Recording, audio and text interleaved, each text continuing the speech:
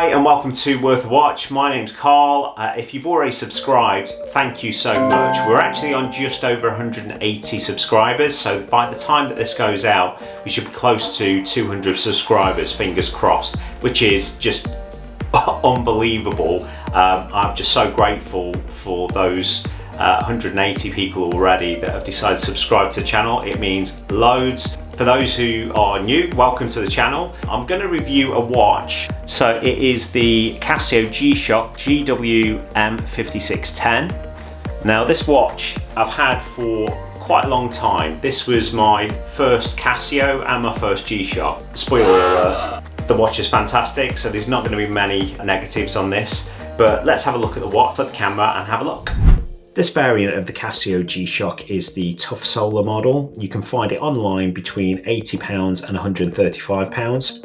It's got 200 meters of water resistance. It's got a floating quartz module, a 3159, which is resistant of a drop of 10 meters, which makes it virtually unbreakable. It's got a 10-year battery life. And as you can see, it's labelled multiband 6, which means that in real time throughout the day, the watch is actually updated via radio control from 6 separate atomic clocks around the world, which means that this G-Shock is probably the most accurate watch you'll ever own. If the last signal was successfully received, it says RCVD on the top left-hand side of the screen. You can see that there's 31 time zones and 48 cities and the world timer. You can scroll through the time zones. But a little tip, if you don't want to scroll through the whole thing if you've missed, you can press the 2 buttons on the right hand side to skip straight back to UTC. Just demonstrate that now. There you go. You can save some battery life by sticking it into power save mode. The power save is the PS in the top left hand corner. If you want to check on the charge of the solar for your battery, it's the bottom right hand corner and you can see low, medium or high charge there. The watch has 5 alarms and a snooze function, a 24-hour stopwatch and a 24-hour timer.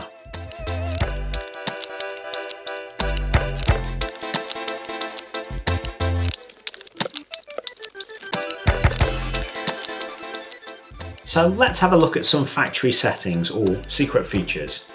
To save confusion, we're going to go clockwise from the top left-hand corner of the watch. That's button A, then B, then C, then D.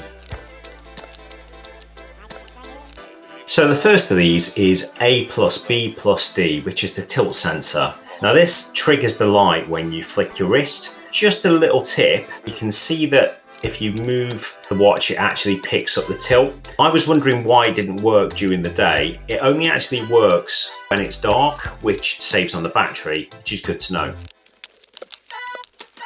So with any of these, if you want to exit the menu quickly, you can press the mode button or you can go through the set plus button through to the end. If you press A plus C plus D, it does an LCD test, which also shows a module number at the end. There's 3 LCD test screens, this final one with a pattern, and then you get the module number. So this particular one is 3159, but it's the 3150 will show on there.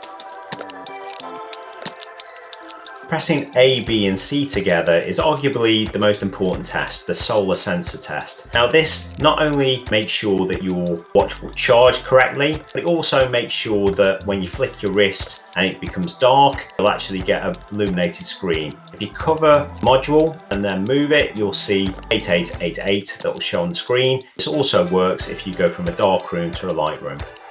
There's a red border that stays true to the original DW-5000 from 1983.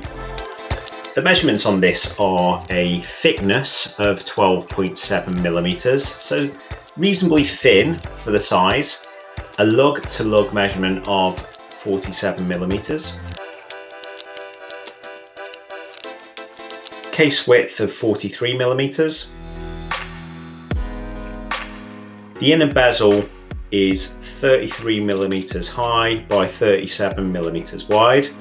It looks smaller on your wrist, especially with the fact that it's all black. Now I swapped out the proprietary strap for something that was a little bit more comfortable, a NATO. So I had these special adapters. They're not the best. I got these ones from AliExpress. It takes the lug to lug up to just over 60 millimeters. I've got a Watch Gekota strap on there that it's the old vintage Bond style. I'll put a link in the description below. The screws look like they're holding in the watch straps or these specialist keepers for the NATO, but actually they're just holding the polyurethane case. Now, not a lot has changed from the original 1983 G-Shock design, perhaps apart from the water resistance, which is now up to 200 meters. The shock resistant design on the original G-Shock had 10 layers protecting the quartz tire keeping module, including a urethane rubber bumper, stainless steel case, hardened mineral glass, stainless steel screw down case back, which is shown here, which is protecting the floating quartz module. Etched on the case back of this particular G-Shock is multiband 6, tough solar, and that module number 3159. So what's it practically like to operate? Well, the pushers are set in the case, so you can see this polyurethane case and the pushers sit underneath. Now that's not a brilliant design because it's not very responsive. It's kind of like pressing the buttons on a 1990s Tamagotchi game. It's got a reassuring beep, but it's not got a reassuring click. You have to fumble about with it. The G-Shock gets full marks for its rugged industrial design. If you drop it straight on its face, the bezel is lit so that it won't break the mineral glass, the corners are cushioned, and the stock urethane strap reduces impact.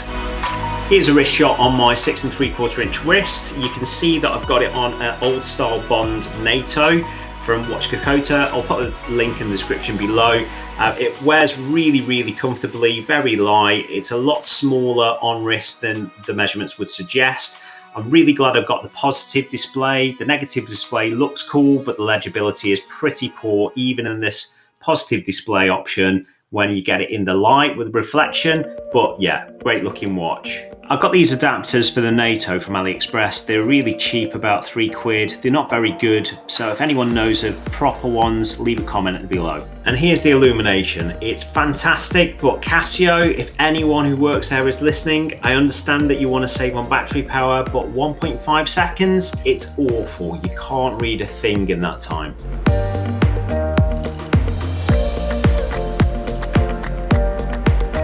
Maybe I'm being a bit harsh on my favourite beta watch. Let's have a look at the reasons to avoid this first. So number one is multiband 6. While the rest of the world enjoy a watch that's really accurate, updates twice a day, those people in Australia, you're wasting your money. Unfortunately for you, it doesn't work. There is some good news though. The bog standard 5600 is incredibly accurate still. It's still a quartz module and it's half of the price. So just save yourself some money.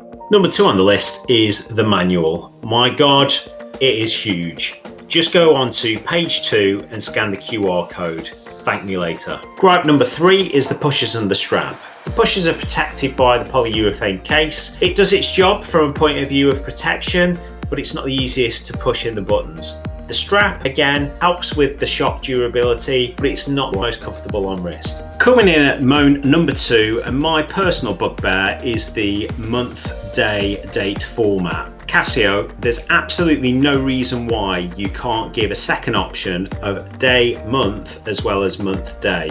And you might be saying, "Ah, Carl, you're only moaning because you're British." Well, let me draw your attention to this map. Anyone in the red is having the same anger as me right now because they put the day before the month. So granted, if I can't figure out what month of the year it is, I've probably got bigger problems. But the amount of time that I've looked down at my Casio and thought it's the 7th of June, and actually it's July 6th,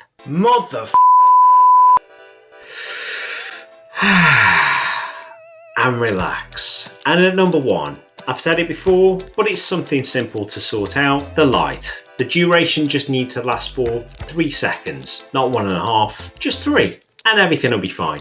Apart from that, it's a fantastic watch. So if you haven't gone out and bought one of these G-Shocks already, I recommend you do so. It's a fantastic watch, especially if you've got a smaller than a 7-inch wrist like myself. It's one of the more expensive ones, this, with it being tough solar and multiband 6, but you can go out and buy a base G-Shock that's battery powered for half of the price, and it's the ultimate beta watch. Go out, enjoy it, just go out and buy one. Take care, and I'll see you next time. Thanks, bye.